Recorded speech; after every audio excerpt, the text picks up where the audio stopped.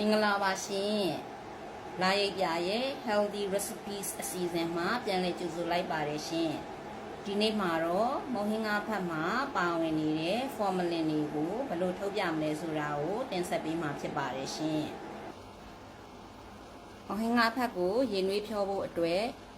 ရေနွေးကိုအရင်စုအောင်တည်ထားပါမယ်ရေနွေးစုအောင်တည်ထားတော့မှမုတ်ဖတ်ကိုရေနဲ့အရင်ဆေးပါမယ်မုတ်ဖတ်ကိုရေအေးနဲ့အရင် running water မှာဆေးချပါမယ်ဒီလိုဆေးချလိုက်ခြင်းအပြင်မုတ်ဖတ်မှာပါနေတဲ့ formalin ဓာတ်တွေအတော်အထင်ဆင်းသွားမှာဖြစ်ပါတယ်ရေနဲ့အတူရေမှာပျော်ဝင်ပြီးတော့ဆင်းသွားမှာဖြစ်ပါတယ်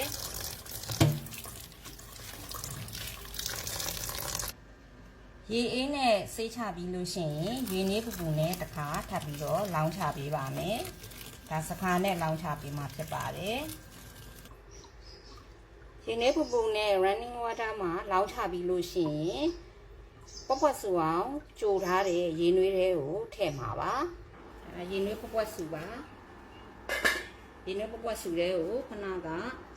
ရေနွေးဖြောထားတဲ့ရေနွေးတွေနဲ့လောင်းချထားတဲ့မုတ်ဖတ်ကိုပွက်ပွက်ဆူတဲ့ရေနွေးတွေကိုထည့်လိုက်ပါမယ်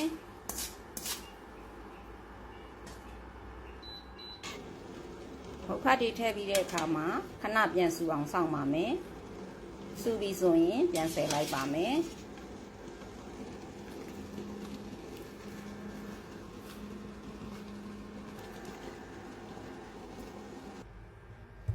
ရေနွေးတဲ့ကနေပြီးတော့ဆယ်ထုတ်လိုက်တဲ့မုတ်ဖတ်ကို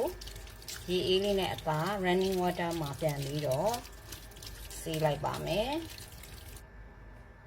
ရေစင်အောင်ပြန်စစ်ထားပါမယ်မုတ်ဖတ်ကိုရေနွေးဖြောတာကမုတ်ဖတ်ထဲမှာစိတ်ဝင်နေတဲ့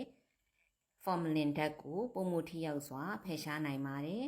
ရေနွေးကဓာတုပစ္စည်းတွေကိုပုံမပျော်ဝင်စေပြီးစိတ်ထွက်လာအောင်ကူညီပေးပါတယ်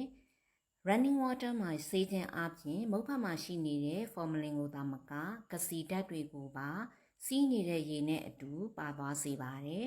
ဒီနည်းအားဖြင့်မုတ်ဖတ်ထဲက formalin ဓာတ်အတော်များများကိုဖယ်ရှားပေးနိုင်ပါတယ်အပူပေးလို့ပမာဏလျော့သွားရင်တော့မှအနည်းငယ်ကျန်ရှိနေတဲ့ formalin တွေကရေရှည်မှာ